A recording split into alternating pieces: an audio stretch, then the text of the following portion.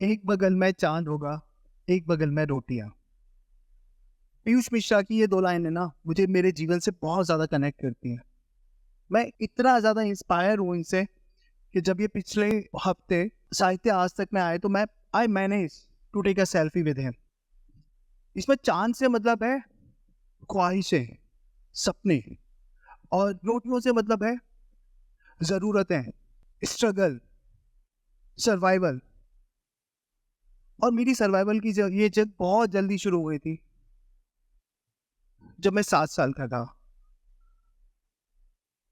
7 साल का था, कुछ ऐसी खबर आई हमारे घर में जो कोई भी एक्सपेक्ट नहीं कर सकता था। और वो खबर थी मेरे फादर को कैंसर होना। मेरी पूरी फैमिली बिल्कुल सदमे में थी कि क्या है ये, अनएक्सपेक्टेड था। हमारे पास पैसे नहीं थे और हमें जाना था मुंबई इलाज के लिए। It was the lowest point of my life. मुझे लगता है वहीं से मैं बड़ा होना शुरू हो गया। वो 7 साल का बच्चा बहुत जल्दी बड़ा होना शुरू हो गया, ज़िम्मेदारियों की वज़ह से, उस स्ट्रगल की वज़ह से। जब मैं 17 का हुआ तो मेरी शादी हो गई। बिकॉज़ ऑफ दोज़ सर्वाइवल्स, दो ज़रूरतें, नीड, फैमिली सपोर्ट, क्योंकि मेरी फैमिली को सपोर्ट की ज़रूरत थी। जब 18 का हुआ तो बाप बन गया। मेरे पास वोटर आईडी नहीं था, लेकिन ज़िम्मेदारियाँ थी परिवार की। यही वो एज थी कि जब मुझे मेरा करियर भी स्टार्ट करना था और मैंने मेरा करियर स्टार्ट किया एज़ चक्की ऑपरेटर। यू नो चक्की वाला, वाई चक्की, कौन चुनता है ये करियर? मेरे पास ज़िम्मेदारियाँ थी लेकिन डिग्री नहीं। This was the reason I had to choose that. आह! लेकिन चक्की चलाते-चलाते मुझे एक चीज़ समझ में आ गई थी। इतनी मेहनत के बाद भी ये करते हुए मैं मेरे परिवार को अच्छा भविष्य नहीं दे सकता। वो मेरे लिए लगता था कि मैं तो जैसे-तैसे काट लूँगा, लेकिन मेरे परिवार को मैं ये नहीं चाहता था कि वो इसमें फँसे रहें। So I started working on myself. जब मैं 20 का हुआ तो मैंने ग्रेजुएशन कर ली। दिन में चक्की, रात को पढ़ाई, दिन में चक्की, रात को पढ़ाई। मुझे लगा कि अब मैं अपना भविष्य कुछ बेहतर बना पाऊँगा। ये ज़रूरी था मेरे लिए नहीं, मेरे परिवार के लिए भी। अब लेकिन सब कुछ जैसा आप सोचते हो वैसा नहीं होता। मुझे लगा ग्रेजुएशन कर लूँगा, बहुत अच्छा सब कुछ होगा, अच्छी पढ़ाई, मतलब पढ़ाई मैंने कर ली, अब ग्रेजुएशन है, डिग्री, अब तो सब कुछ यार छोड़ देंगे। लेकिन ऐसा होता नहीं है। सो निकले जॉब की सर्च में। रियलिटी पता चली, जॉब मिलना आसान नहीं है। आज भी नहीं है, पहले भी नहीं था। So I started with a small company at a very small role of executive, जहाँ मेरी सैलरी थी 2000। ये 2000 इतने भी नहीं थे जितने मैं चक्की से कमा लेता था। चक्की से मैं उससे थोड़ा ज़्यादा कमा लेता था। लेकिन मैं वापस नहीं जा सकता था क्योंकि मुझे पता था कि वहाँ भविष्य नहीं है। अगर यहाँ पर मैं मेहनत कर लूँगा तो यहाँ मैं कुछ कर सकता हूँ, कुछ कर सकता हूँ। So in order to achieve my survival, I worked very hard to get increments, to get promotions, और ये मेरी जर्नी 15 साल तक चली। और उन अगले 15 सालों में अलग-अलग कंपनीज़ में काम करते हुए, छोटे-बड़े रोल्स लेते हुए, I reached at the level of the national head of a big company।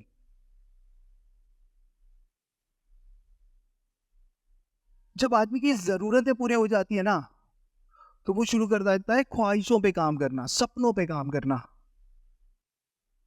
अब मैं आपको अपनी सपनों के बारे में बताता हूँ। एंटरप्रेन्योर वर्ड सभी ने सुना होगा, यहाँ पे सब जानते हैं। लेकिन ये वो टाइम था जब इतना मीडिया नहीं था, इतना ज़्यादा सोशल मीडिया नहीं था, लोग बहुत कम जानते थे वर्ड, बहुत कम लोग वो वर्ड जानते थे और या समझते थे, उसको ग्रास्प कर पाते थे कि क्या एंटरप्रेन्योर होता है। लकीली मैं थोड़ा समझ पाया था कि क्या होता है एंटरप्रेन्योर। मैं एंटरप्रेन्योर बनना चाहता था, खुद का बॉस। अब खुद का बॉस तो बनना चाहते हो, लेकिन करना क्या चाहते हो? तो वो करना था मेरे लिए मेरा पैशन, और वो थी बाइक्स, इनफैक्ट बाइक डिजाइनिंग। लेकिन मुझ में इतनी हिम्मत नहीं थी कि वो एंटरप्रेन्योर वर्ड तो बहुत अच्छा है कि अपने सर्वाइवल को ताक पे रखे और मैं उसको शुरू कर दूं। सो आई प्लेड सेफ। दिन में नौकरी, रात को बाइक डिजाइनिंग मैंने शुरू कर दिया। फ्री टाइम में बाइक डिजाइनिंग शुरू कर दिया। आप में से बहुत सारे लोगों प्राइवेट नौकरी के बारे में जानते होंगे। प्राइवेट नौकरी क्या होती है, उनमें कितना फ्री टाइम होता है। तो भी फ्री टाइम बहुत कम था, लेकिन आई मैनेज। कुछ महीने, 6-7 महीने की कड़ी मेहनत के बाद में फाइनली मैंने एक बाइक बना दी। और वो जो बाइक बनाई मैंने, वो मुझे ही नहीं, मेरे यार दोस्त पड़ोसी सबको बहुत अच्छी लगी, सबको पसंद आई। अब लेकिन इतना सफिशिएंट नहीं था कि उनका वैलिडेशन, हो सकता है बाइस हो या कुछ और रीजंस हो कि ठीक है वो मुझे एनकरेज करना चाहते हैं। अभी भी मैं उस रिस्क लेने की कंडीशन में नहीं था। सो आई थॉट कि इसे कुछ ऐसे प्लेटफॉर्म पे वैलिडेशन मिलना चाहिए जहां से कि मैं सोच सकूं कि ये कुछ कर सकते हैं। सो ऐसे एक प्लेटफॉर्म था राइडर मेनिया इवेंट, जो रॉयल एनफील्ड करती है हर साल गोवा में। 2011 में मैंने मेरी बाइक्स वहां पर एग्जिबिट की। यही वो मोमेंट था, यही वो वैलिडेशन था, यही वो एक्नॉलेजमेंट था जिसने मुझे एनकरेज किया to pursue career in that side, यानी कि as bike designer. So I did that. मैंने नौकरी छोड़ दी। मैंने मेरे घर के कमरे को गैरेज बना दिया एंड स्टार्टेड डिजाइनिंग बाइक। अगले 3 सालों में मैंने बहुत सारी बाइक्स बनाई, 24 बाइक बनाई टू बी प्रिसाइज। और वो बाइक कुछ ऐसी बनाई जिसे आप देख भी सकते हैं। एक बाइक, वो ऐसे प्रोसेसेस मैंने इसमें यूज किए जो कि शायद OEMC अपना कॉन्सेप्ट बाइक डिजाइन करने में करते हैं, उतना पैसा या उतनी रिसोर्सेज वो उन्हीं में लगा पाता है, कोई डिजाइनर नहीं लगाता। और ये सब करने के बाद मैंने 24 बाइकें बनाई। वो आज भी बाइक एंथुजियास्ट के लिए नहीं, जो बाइक डिजाइनर्स है ना, उनको भी बनाना एक सपना है। वो बेंचमार्क है जो मैंने 12 साल पहले बाइक्स बनाई थी, आज भी वर्कमैनशिप का। लेकिन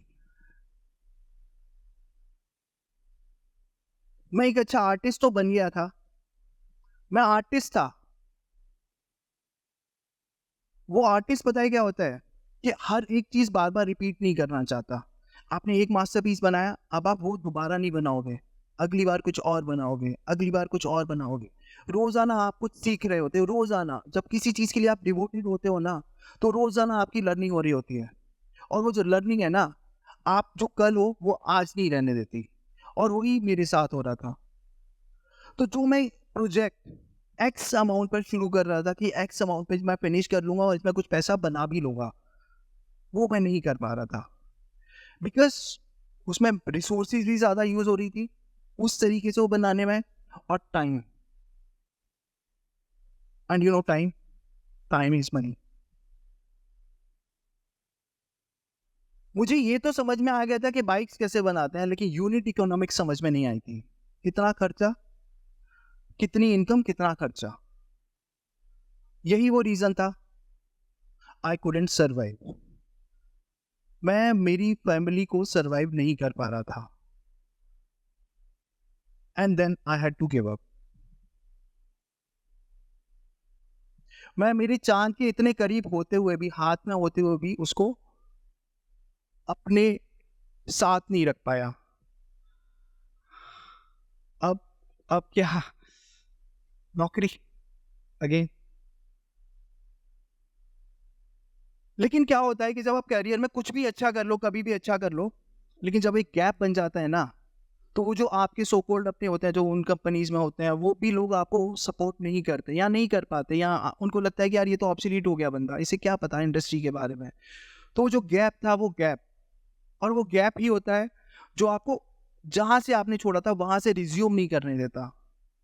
मेरे साथ भी हुआ, सबके साथ होता है, मेरे साथ भी हुआ। सो आई स्टार्टेड अगेन स्लोली, और अगले 4 सालों में धीरे धीरे छोटी छोटी सीढ़ियां चढ़ते चढ़ते वापस मैं एक स्टेबल हो गया। लेकिन मेरी लाइफ कहाँ इतनी सिंपल चलने वाली थी। कोविड आ गया, जहां वो मेरे सर्वाइवल की जंग थी, मुझे लगता था मेरी सर्वाइवल की जंग है ना, वो सभी की सर्वाइवल की जंग हो गई ऑलमोस्ट। और उसमें से एक थी हमारी कंपनी जिसमें मैं जॉब करता था। पहले हमारी सैलरी धीरे धीरे मतलब लेट आने लगी। उसके बाद में एक पॉइंट पे हमें पता चला कि अब अगले महीने से हमारी सैलरीज नहीं आएगी, क्योंकि कंपनी इस पोजीशन में नहीं है। अब ये खबर ऐसी थी कि मैं मेरी फैमिली को कन्वे भी नहीं कर सकता था, क्योंकि मैंने इतने स्ट्रगल्स उनको दिखाए थे ना अपनी लाइफ में। हालांकि मैं धीरे धीरे बेटर होने की कोशिश कर रहा था, आप बेटर होने की कोशिश कर रहे होते हो, बट सब कुछ आपके हिसाब से नहीं चल रहा होता है। अब उनको लगता था कि अब हम स्टेबल हैं, सब चीज़ें हैं। अब ऐसे में आकर ये मुझ में हिम्मत नहीं थी। मैंने चुपचाप बहुत सारी नौकरियां ढूंढी अपने सर्कल में, लेकिन ये वो टाइम था जब नौकरियां थी ही नहीं मार्केट में। आपके पास ऑप्शन ही नहीं था कि आप नौकरी दोबारा कर पाओ, at least with in my industry. अब अब क्या, हाँ, रोटियां तो चाहिए ना, सर्वाइवल।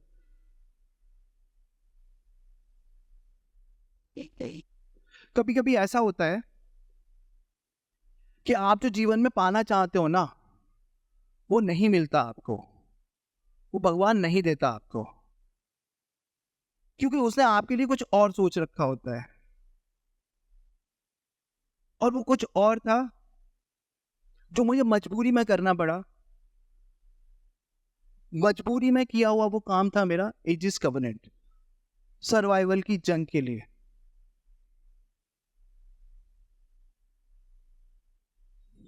वो जो ऊपर वाले ने सोचा था, वो जो सर्कमस्टांसेस में मुझे लेकर आया, वही सर्कमस्टांसेस ने मुझे आज, वही सर्कमस्टांसेस की वजह से मैं आज यहाँ खड़ा हूँ। वो जो कंपनी है एजिस कवेनेंट, उसने कोविड के इतने टफ टाइम को झेलते हुए पिछले 3 साल में 1.25 मिलियन कस्टमर्स को सर्व किया, बूटस्ट्रैप होते हुए। We don't have any external funding. 3 लोगों से शुरू होकर वो कंपनी आज 80 लोगों की बनी है।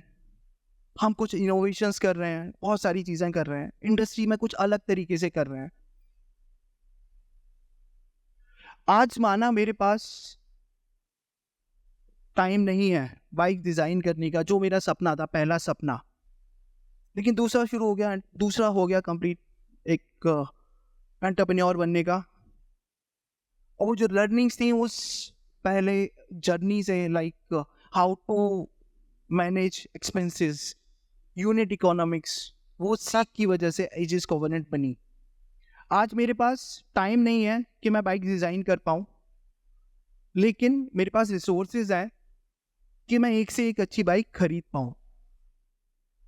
सो आज मेरे पास 3 बाइक्स हैं डुकाटी, और मेरे दिन की शुरुआत मैं मेरे चांद से करता हूँ, उनकी राइड से करता हूँ।